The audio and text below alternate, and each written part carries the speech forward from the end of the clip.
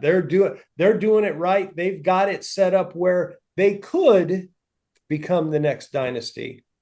I think the thing that none of us have touched on is just remembering how hard that is to So actually. hard.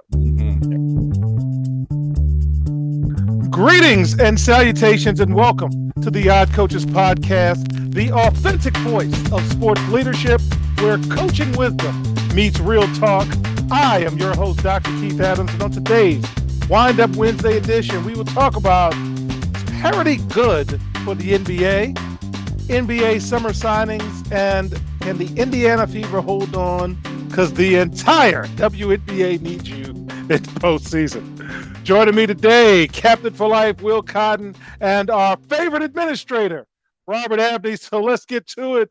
Gentlemen, is parity good for the NBA? So in the past, the NBA was built on dynasties. I turned 53 this week, and I grew up on the Lakers, the Celtics. The Sixers were supposed to be a dynasty with Moses, and then that second year after the 83 season, it never happened. And then in the 90s, the Bulls. And then you had the Lakers resurgence. And now everybody has a chance to win. So with that, Adam Silver is trying his best, and he is succeeding on having every team having a chance to win. In addition, the CBA with roster management and different levels and taxes and all types of things, this is just not working out, and talent is spread out, and all of this is going on. So, Will, is parity good for the NBA? What do you think, man?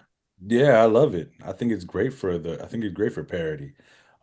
Mike King would agree that as well. I think he's tired of the Knicks and the Lakers being seen primetime games, and they're not good. I mean, well, not the Knicks anymore, but Lakers, also the salary cap. Before in the 70s, there was no salary cap. It started in the 80s and it started to creep into the 2000s, and now it's becoming so expensive to keep teams together. Unless you want to lose money, you're going to have to let guys go. So it's harder to maintain teams. And it's exciting for fans as well. I know the Wizards are bad, but just to go into the season knowing, hey, there is a inkling of a chance. I don't know who's going to win.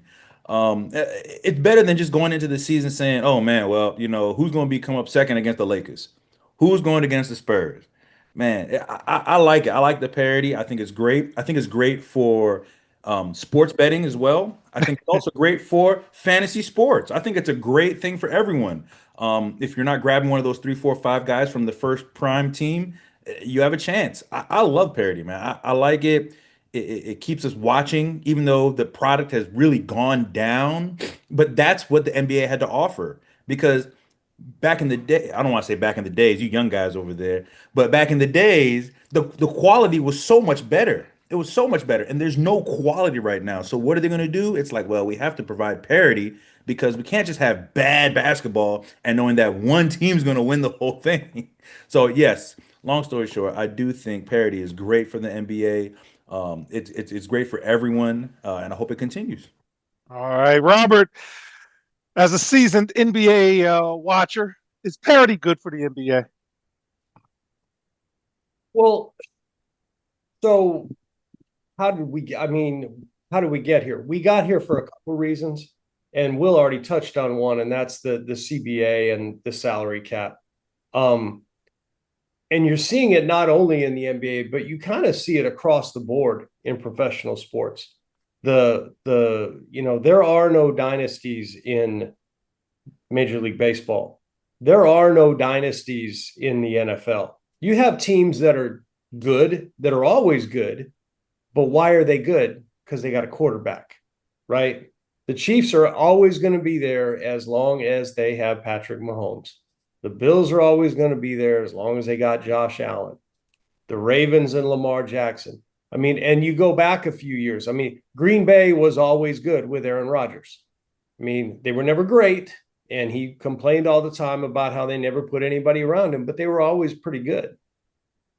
And I think that's the the salary cap, that's what it's created. It's created this era where everybody, is operating from exactly the same. You don't have families being tight, not willing to spend money on salaries because basically they don't have to worry about that because there's a cap.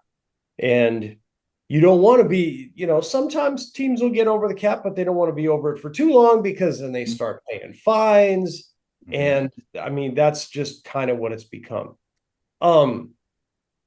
I don't know as the game has gotten worse. I think the game is different.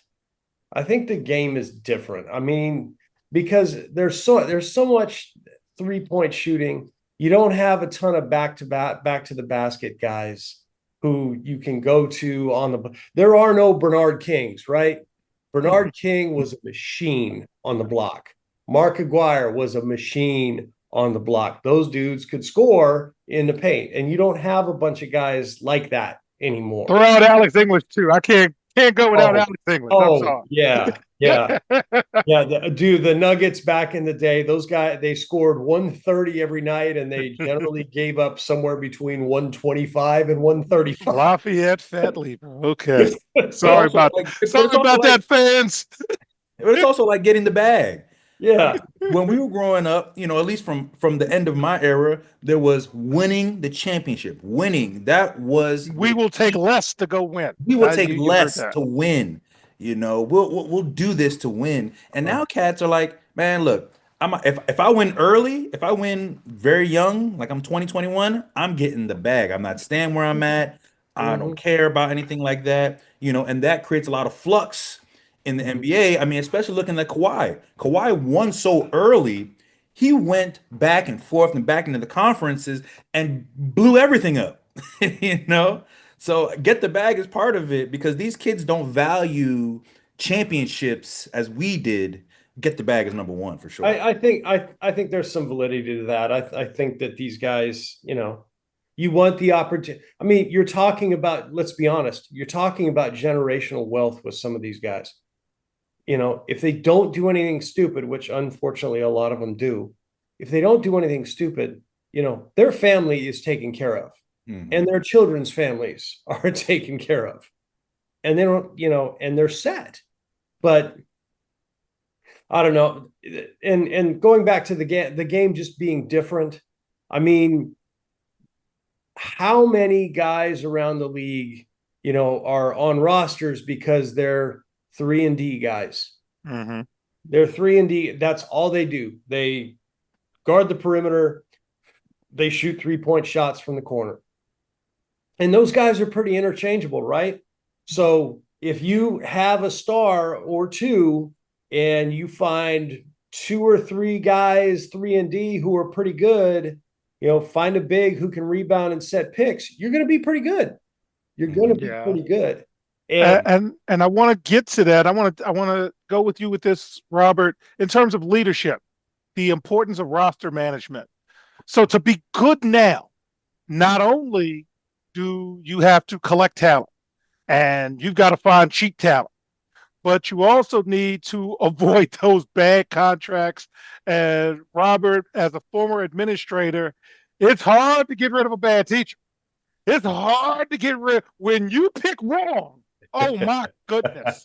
So the system more than ever prioritizes flexibility. What do you think about the importance of roster management?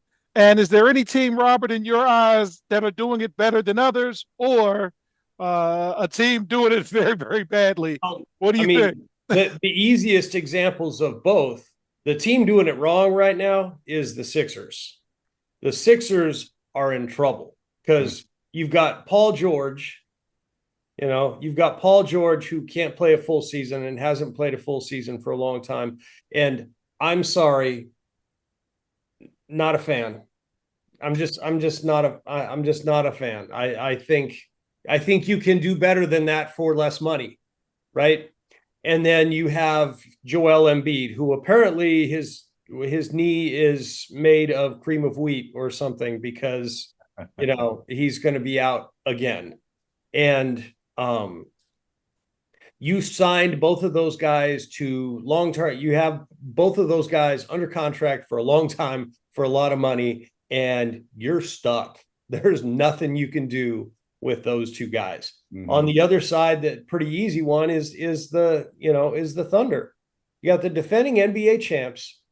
They got their three guys locked up until something like 2030 or something like that. Mm-hmm. And they got a ton of draft picks. They've got veteran guys around those three stars on manageable contracts. And if somebody decides they want too much money, or if it becomes untenable, you trade out those pieces, but you got your three guys as a core. And, they're set. They're set. They're doing it right. They've got it set up where they could become the next dynasty. I think the thing that none of us have touched on is just remembering how hard that is to actually. So hard. And yes, there's a whole bunch of educators out there who are like, yeah, man, that getting rid of that bad teacher. Yeah. Oh my goodness. don't hire bad, especially at math. It takes dynamite. That's what it takes. All right. So will there be another dynasty in the NBA? I don't see it in the future. I just don't see it.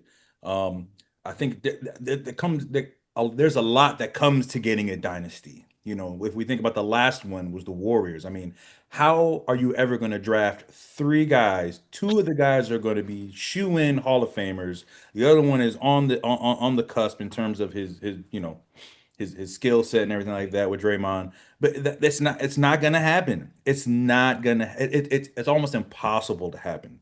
You have to have like a mad scientist kind of GM over in OKC who is really ingrained with his product, he knows what his team needs, what the coaches need.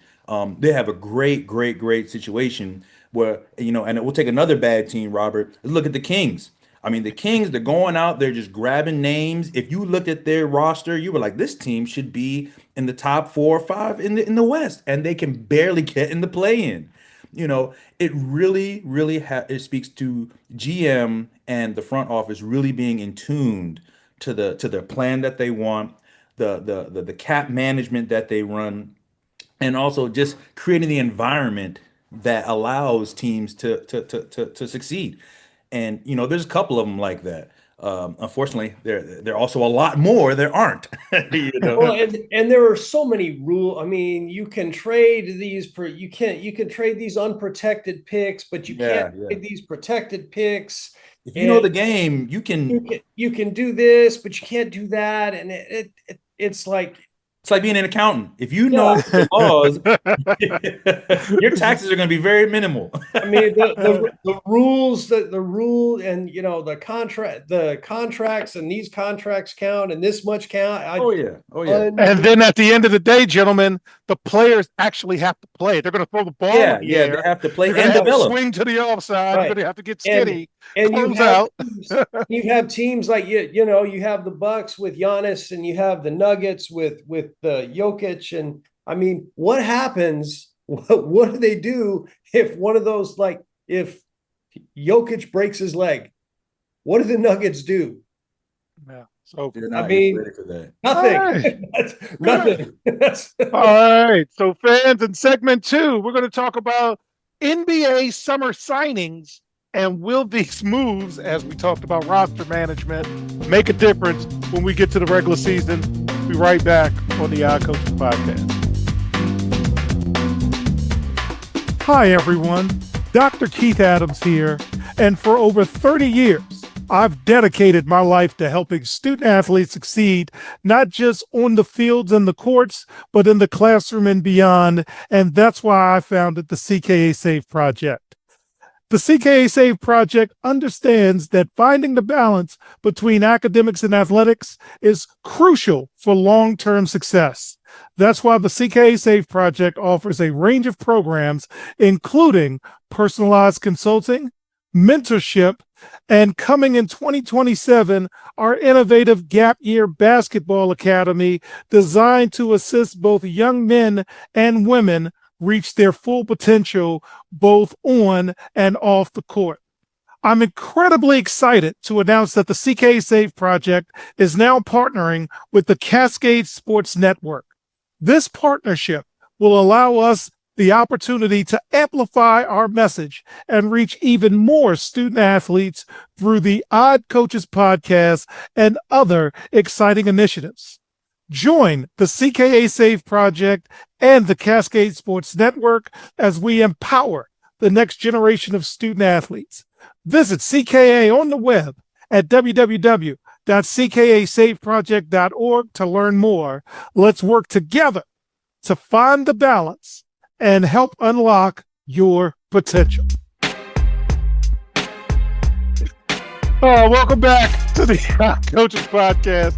And in segment 2, summer signings. So, gentlemen, in your opinion, which NBA summer signing is most impactful? You got Boston re-signing their coach. You got Boston moving and shaking and doing players. You got San Antonio with De'Aaron Fox. You got the Warriors screwing with Jonathan Kuminga. Yeah, you really screwed that kid over. So, Will, in your opinion, what do you think, man? What are the biggest summer moves you've seen so far in the NBA? I think the best thing from an organization standpoint, I think Boston did a great job. I think re-signing their coach, basically saying, hey, we understand that this is going to be a rough season. Don't make it seem like it's a season for your life. You know, build up your skill set with your players. You know, be ready to go in 2027 or 20. You know, we're ready to go, which is what great organizations do. They can say, hey, we can take a step back. We've already won. We have the talent we have. We don't have the guys they're injured right now. Let's take a step back. Develop our talent that we have, develop our rookies, bring in some guys that work. You know, this is a chance for them to really test and do things that they want to do. And the security of the coach will definitely make it a lot easier because he's like, well, I don't gotta, if I lose to Orlando, I'm not losing my job this week, something like that. And that's good for them. I think that's great. And that's why good organizations do that. And they say they can take a step back, and also they take a step back. Like I like this example. Sometimes you get to the door and you can't get where you need to go. So sometimes you have to take a step back so you have the momentum to push through that you have to do. And I think that's what's going on with the Celtics. I think right now we're right where we're at. We've won the championship. It's hard for us to get to the next iteration of winning the championship over and over. Let's take a step back, reset, push through with momentum, and actually go through what we have to do. So I love that they re-signed their coach. That's great for me. And Spurs, I mean, these guys know how to do it. They just need the health, and they just put some people around them, and they'll be fine as well. I mean, we'll see what happens. But Boston, I think they a lot of good moves by doing things they did. They did a lot doing things that they needed to. Those are good organization. All right, Robert, which team, in your opinion, made some really good summer moves? Well, I mean, in addition to Boston, with re-signing the coach, they cut like $300 million in salary, which is a good reset for them because they don't have Jason.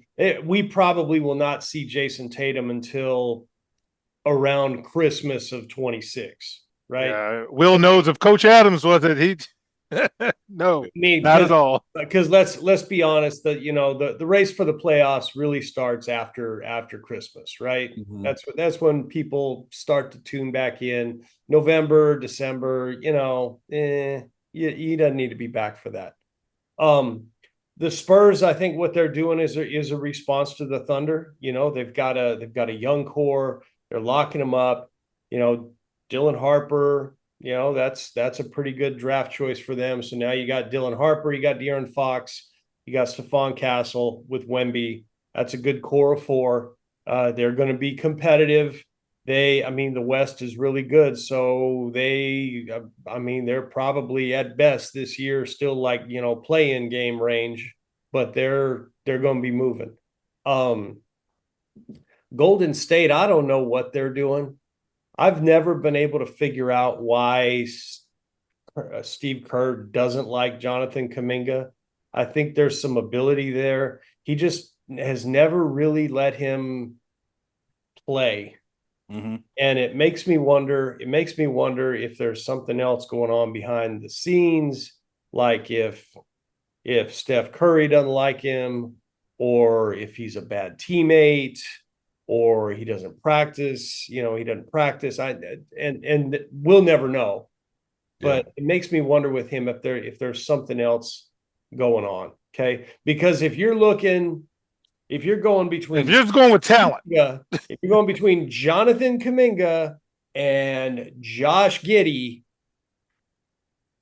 that's not a hard choice, at least for me. That's not a hard choice, because Josh Giddey, he's not going to score and he ain't going to guard anybody. And to me, that doesn't make any sense. So I don't know what the Warriors are doing. Yeah, I'm with you with that Warriors thing. And looking at it from a coaching and a management standpoint, one, talent-wise, obviously you drafted him high. I drafted him high. You did. And then you didn't take the time to develop him. Mm-hmm. And now you're playing catch-up. And my favorite administrator always tells you, if somebody gives you the keys, you take them. He obviously, for whatever reason, right, wrong, or indifferent, doesn't want to be here. So why are we fighting? Get what you can and move on, because you dropped the ball on this, and you're not going to be the Cleveland Browns and luck up in the talent. Okay. The West is moving beyond you very quickly, I might add. And this is not going to look good for Golden State. Jimmy Butler for a whole season, a year older and more cranky. And Steph, God bless him, enjoy him while you can. And Draymond is every aging puncher. You got to cheat, you got to hold on, you got to do all kinds of stuff. And 82 games is 82 games. And how many? What's I don't typically talk about gambling stuff, but what's the number on ejections for Draymond Green? I don't know. And again, because there's always something with that. There's always something with that dude, and it's weird because when he is not doing that, like, because I think he has a podcast. But yes, they put him on broadcast and stuff like that, and he's really good. He's really good at that stuff. And you put him on the floor, and he is a lunatic. Yeah. It's hard. Yeah, it's hard when you're getting when guys now are running by you, and you're like, hold on, now you're trying to grab them and stuff like that, and jumping up there, hitting threes in your face, like And you got to know when it's over. The last time I dunked was Will Cotton's senior year, and I knew I couldn't do it again. So I did it. I saluted myself, left my shoes on the court. 3 people cared, me, myself, and I've moved on, and I've never tried to do it again. So we're at that point with Golden State where covered in ice. After that, man, covered in ice. You're gonna make it a great effort, but you're not OKC, you're not Houston, you're not San Antonio, and young legs run free. They recover. They do all kinds of things. So I don't like what they're doing with Jonathan Kuminga. If you're going to be old, then get the 1972 Washington Redskins over the Hill Gang, and then just try to do it that way. Just go all in with the old guy. Okay. I think that's what Mike Dunleavy is doing. I think they brought Dunleavy in as the GM. Bob Myers left out, and the guy was a GM. Oh man, he's brilliant. Get out. Especially when you hear what he talks about the teams. And I don't think Dunleavy has a plan, and he's kind of holding on to Steph and Draymond and saying, hopefully I can figure it out, because when these guys are gone, I'm probably gonna lose my job too. So. Yeah. He's like, where's Andre Iguodala? Yeah, exactly. It's like, it's time to roll the rock out. Is Sean Livingston available? Everyone have his number. I agree that it doesn't appear that whatever plan there is does not appear to be coherent. All right. So fans, in segment 3, WNBA news and notes, and the story of the week.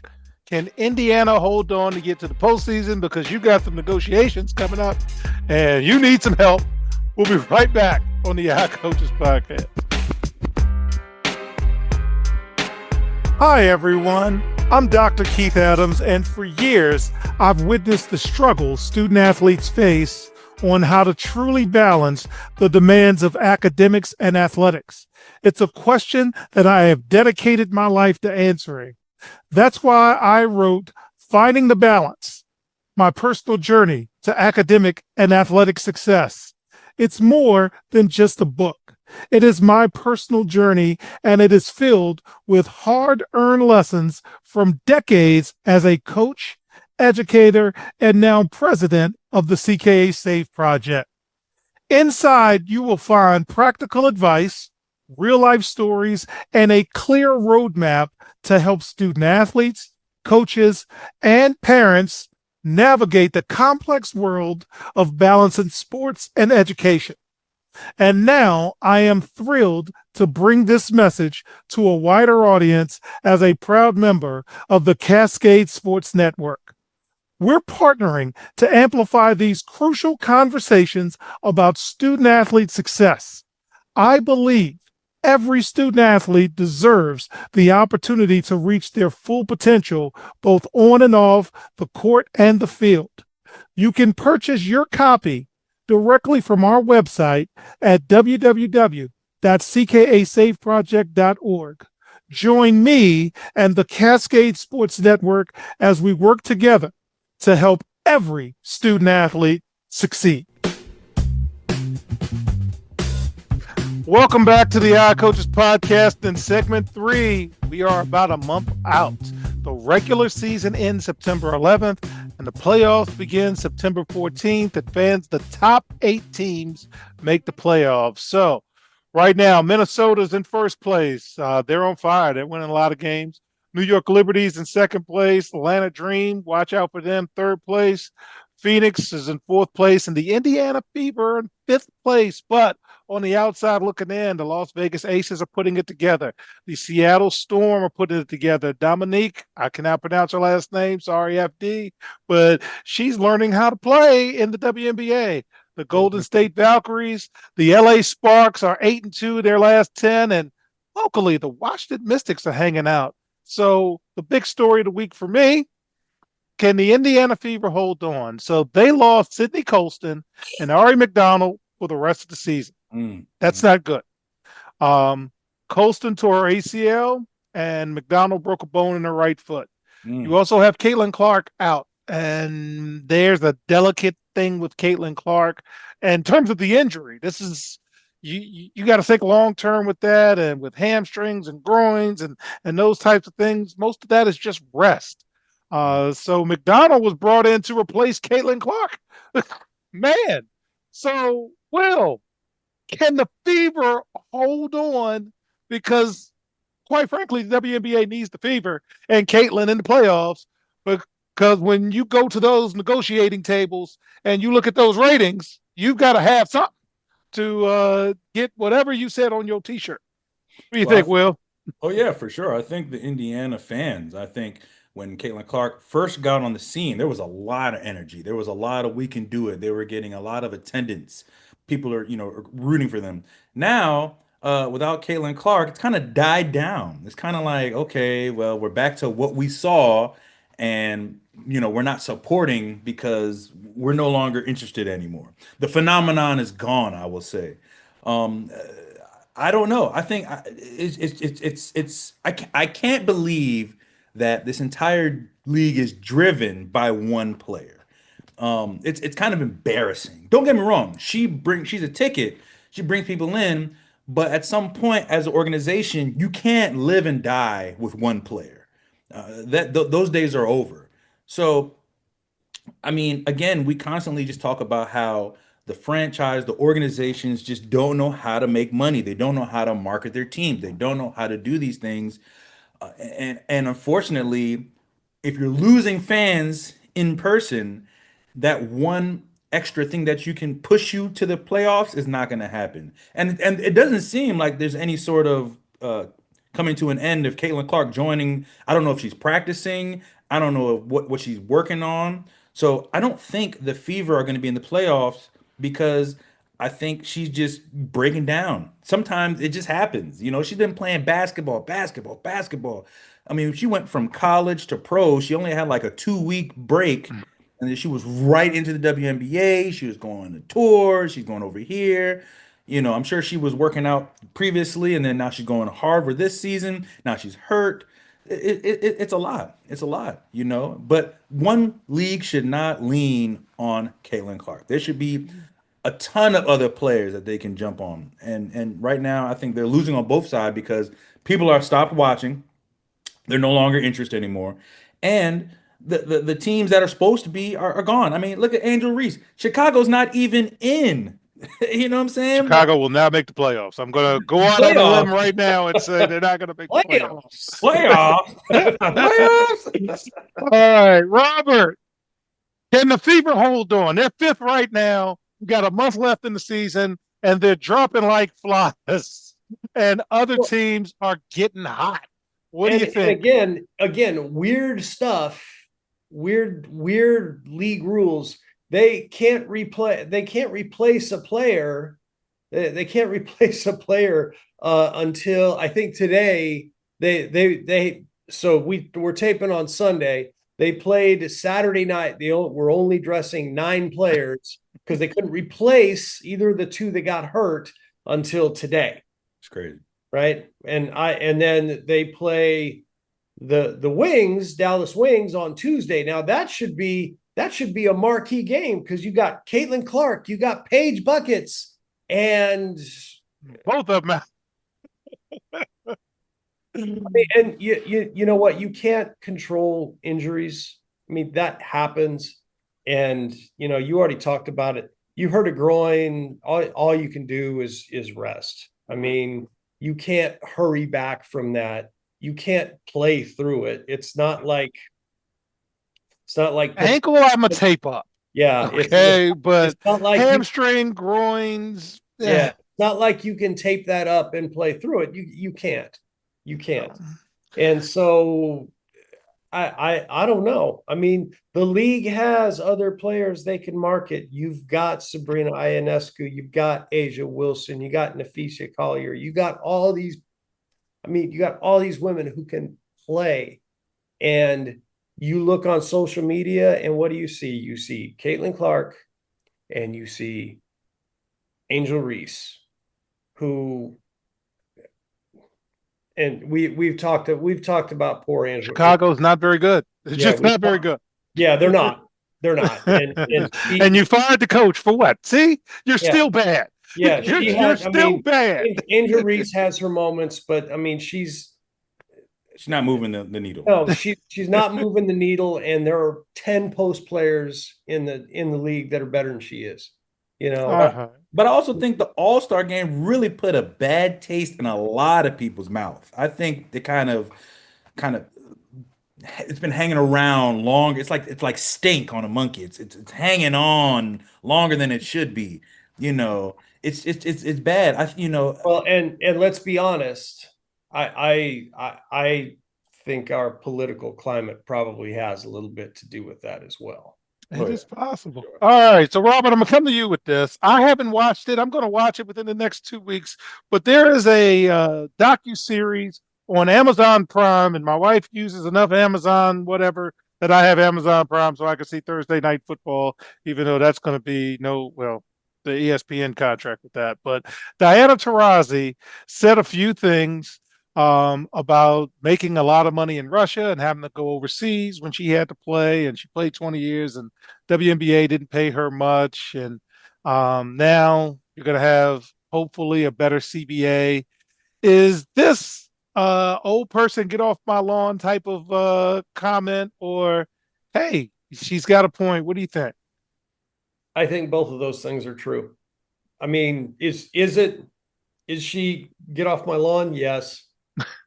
Because she's already shown that, right? She's already shown that side of her with some of the comments about, Caitlin Clark and that kind of stuff. She's already shown that. And you know what? That's okay. That's okay. I mean, she is one of the 4 best women's basketball players of all time. No question. I mean, that's not up for debate. There are people who will try to debate that with you, but she's one of the 4 best players of all time. No question. And But what she's saying is true. Mm-hmm. The league has not paid players well. And it's been well known that a lot of these players were going overseas, were going to Russia, were going to, to other, leagues in Europe to play, going and playing in the Euro League to make money so that they could, be professional basketball players. That's how Brittany Griner wound up in jail in Russia, because she was going to Russia to play. That's where the 3-on-3 league came from, in an effort to build something here that helps the women get paid and bump up their salaries. So I think both of those things are true.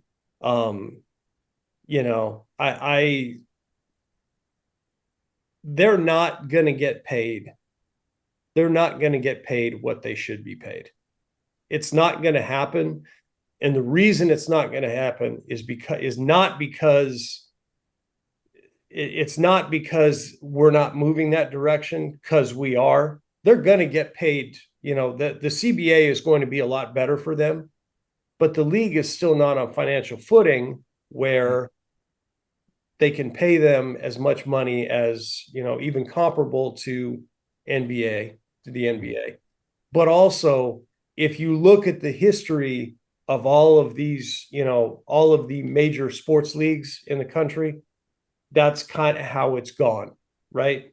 It's been incremental. It's taken time. And I think that's what we're going to see. So, I think both of those statements can be true and are.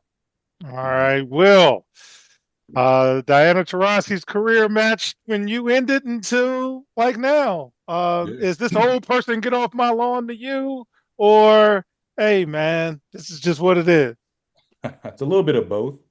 I think, because I don't want to compare both of them, but Kareem does it all the times. Kareem does it all the time. He's like, oh, look at these guys get paid too much, and man, when I was coming up, and da da da da da da. And he has a point, but also shut up.